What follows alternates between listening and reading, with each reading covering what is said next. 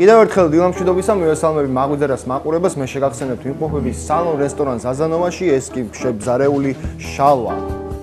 მოკლედ ჩვენ პირველ ნაწილში აი ესეთი ცოცხალი პროდუქტებით დაჯერებული სალათი დავამზადეთ, აქ არის ლობიო, სალათის ფურცლები, ფორთოხალი, ყურძენი და ზემოდან შალვამ მოაყარა შემწვარი ქათმის ფილე. ახლა კი დავამზადებთ დრესინგს ამ კონკრეტული სალათისთვის.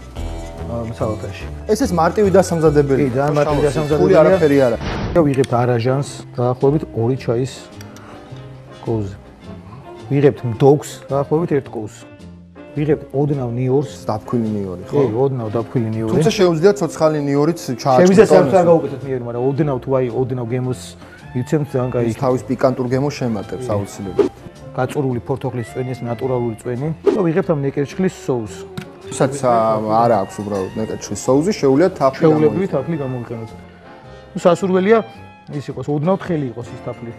ნუ დაახლოებით 1 სუფრის კოვზი, ხო? დაახლოებით 1 სუფრის კოვზი. ოდნავ თხელი მომივიდა ეხლა თუ ხვდებით და ოდნავ არაჟანს დავამატებ.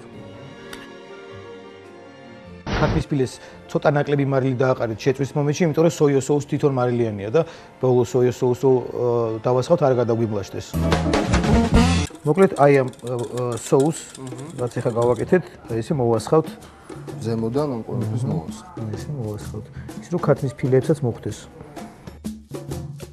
ამ ხორცს და ქოლესტერინს აი ეს პროდუქტი მთლიანად ასე ვთქვათ აბალანსებს. არის ჯანსაღი პროდუქტებით გაჯერებული, დრესინგიც ფორთოხლის წვენისგან არის დამზადებული, არაჟნისგან და მდოგვისგან ნატურალური ასე ვთქვათ დრესინგი არის.